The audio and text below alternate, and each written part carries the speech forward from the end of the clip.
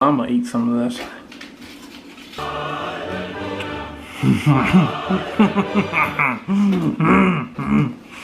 Wow. Hey, how's it going, everybody? This is Jason, the Art of Christian Homestead. We're back at you again. It's Christmas time. We're going to be in the kitchen. Angela Kay loves to make cookies and candies this time of year, okay? So she's got a new recipe. It's a quick and easy cookies and cream fudge. And I'm going to bring you over here, and she's going to show you exactly what she's got going on, okay? Okay, we're going to start today by, this is a 9x9 baking pan. And you want to line it with foil because it's much easier to get out of the pan that way.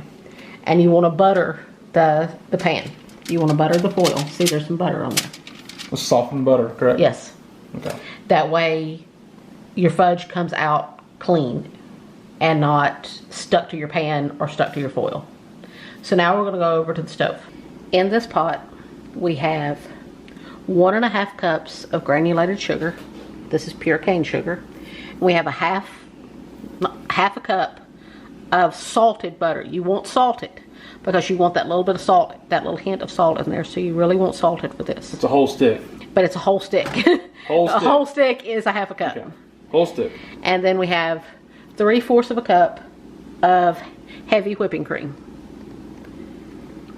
And you want to scrape that out because heavy whipping cream sticks in your cup.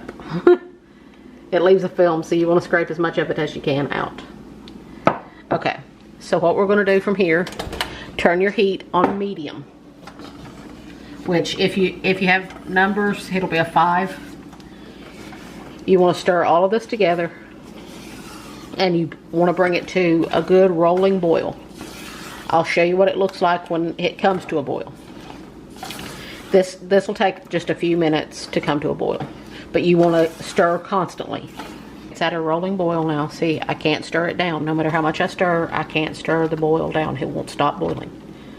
So now you want to set your timer for 5 minutes, and you want to let this boil for 5 minutes on medium heat, and you want to constantly stir and scrape the sides, scrape the bottom, because this will burn.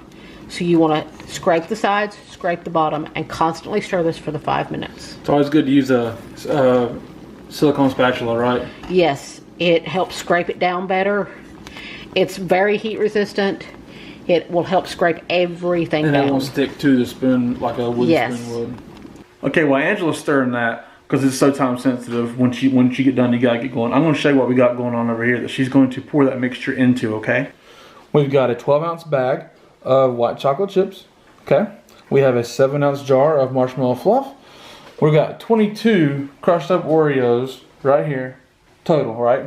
Yes. Okay, so it's total 22. 3/4 of a cup put aside right here, and this right here is going to be mixed into this mixture. And she's also going to put in 2 teaspoons of pure vanilla extract. Okay. Okay, I'm going to add my 2 teaspoons of vanilla. You can add a little bit more if you like it very vanilla-y like I do.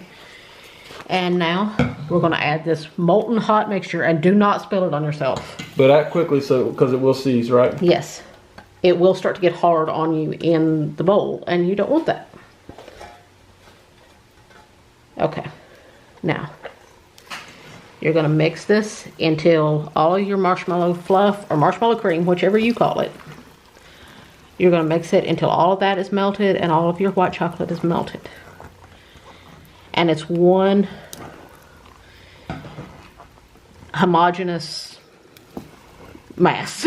Mass of goo. Mass of delicious goo. Yeah. And it won't take real long, just to be honest. I mean, that was molten hot. It's going to mix it. Everything's going to melt fast. And it's already smelling good. Mm-hmm. You want to stir it pretty fast and pretty vigorous, because like those lumps of the marshmallow cream, the faster you stir it, the quicker they're going to break up. Because as it cools, it's going to start to thicken. So you want to work fast. Now, this bowl is just to make it pretty. You don't have to do that. You can mix them all in, but I want to make it pretty. So we're going to dump all that in, and we're going to stir them in. real nicely. That way you get nice cookie chunks in every bite. And as you can see, it's already starting to thicken. When I'm turning it, see, it's not as runny as it was. And as you can see, the top, it's starting to lose some of its shine. It's starting to become a little more matte. So you know it's going to set up. Now we're going to pour it into our 9x9 buttered pan.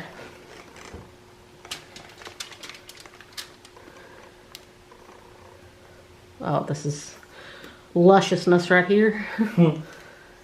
Looking good. This is beautiful. It's looking good, sweetie. And I always leave just a little bit in the bowl to make sure that it's going to harden. So now we're going to smooth it out real good. Which is smooth itself. And then we're going to take these. This is about 3/4 of a cup to a cup of those Oreo pieces. And you're just going to sprinkle them on top.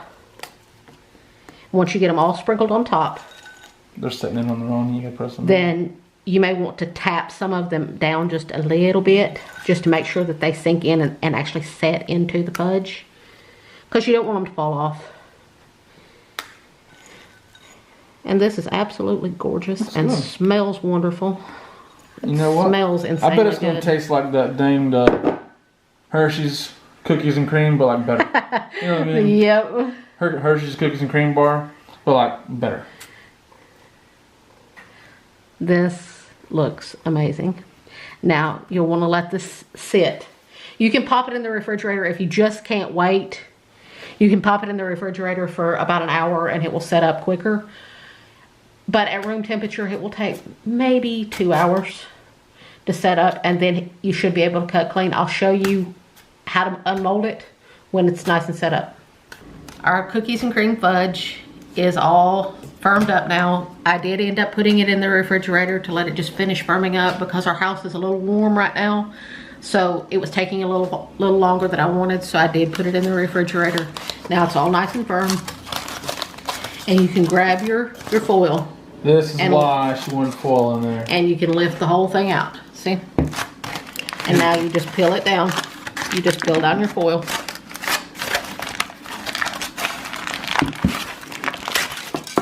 And rip your foil.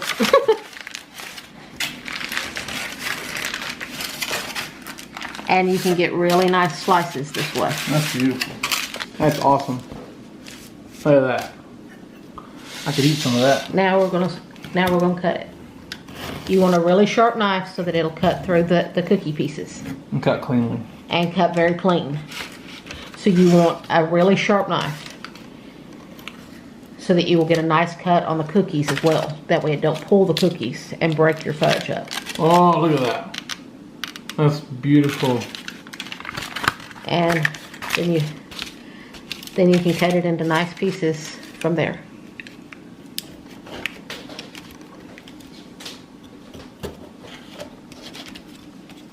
See, you have a really nice... That's cool. I'm gonna taste that. I'm gonna eat some of that.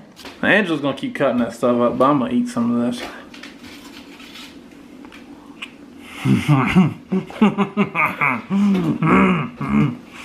Wow. You know, when I was a kid, I loved the Hershey's cookies and cream bars. Okay.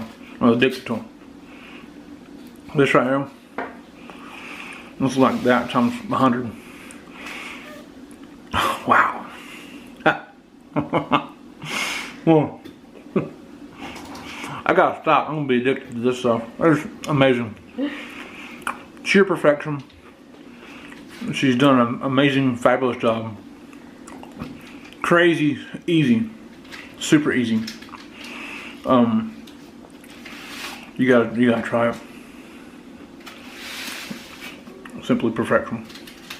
Really. Alright, we appreciate you guys watching this. Alright, give us a thumbs up, subscribe to the channel. We love you all. God bless you, and goodbye.